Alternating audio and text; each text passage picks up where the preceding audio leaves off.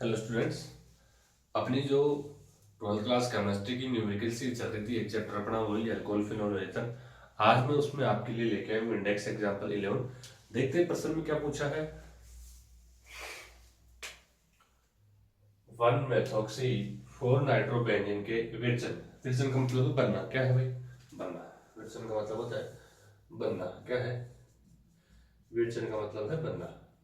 के लिए निम्नलिखित अभिकारकों में से कौन सा युग्म युग्मकल है? जोड़ा। युग्म का मतलब क्या होता है भाई? जोड़ा। उपयुक्त है और क्यों? मतलब अपन को दो रिएक्शन दे रखी है, उनमें से जो अपना प्रोडक्ट है 1 मेथॉक्सी 4 नाइट्रोबेंजीन, ये बनाने के लिए कौन सी रिएक्शन सही रहेगी और क्यों रहेगी, ये बताना है। तो इसमें देखो भाई विलियमसन संश्लेषण होता है जिसमें सोडियम एल्कोक्साइड की क्रिया एल्किल हैलाइड से करवाए थे। यहाँ से NX बार और पीछे बचता ROR। क्या बढ़ता है भाई? ROR ईथर बढ़ता है। कुल मिला के विलियमसन संश्लेषण में क्या बनता है? ईथर बढ़ता है। ईथर बढ़ता है। तो इसमें अपन जो एल्किल हैलाइड है, अपनी एल्किल हैलाइड है वो 1 डिग्री लेते हैं। क्या लेते हैं भाई? 1 डिग्री लेते हैं। एल्किल हैलाइड क्या लेते हैं अपना? 1 डिग्री। एल्किल हैलाइड लेते हैं 1 डिग्री। ठीक है भाई। जैसे NX है और अपन क्या ले एल्किल आयन 1 डिग्री, तो ये क्या भाई SN2 रिएक्शन को फॉलो करता है। क्या करता है? SN2 रिएक्शन को क्या करता है? फॉलो करता है। तो जो आक्रमण करने वाला नाभिक से नहीं है, जो आक्रमण करने वाला जो नाभिक से नहीं है वो कैसा होना चाहिए?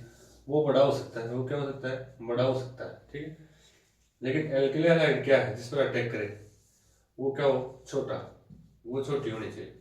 छोटी होने का मतलब क्या है? वहाँ तिरमी में बाधा क्या होनी चाहिए? कम होनी चाहिए। स्टेनिंग स्ट्रेंथ क्या होना चाहिए? कम होना चाहिए। त्रिमियम बाधा क्या होना चाहिए? कम। तो तब तो हो जाएगी ये रिएक्शन हो जाएगी। लेकिन कब?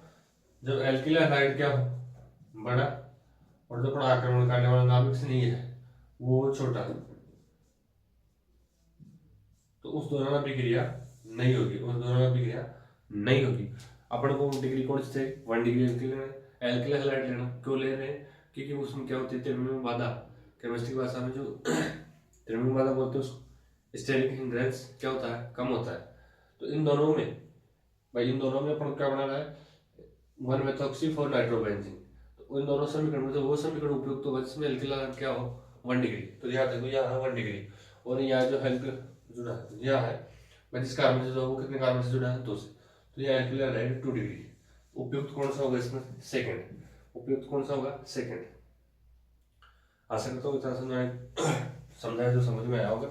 एक बार देख सकते हो, स्क्रीनशॉट ले सकते हो, उसका आंसर बनाने की कोशिश करता हूँ।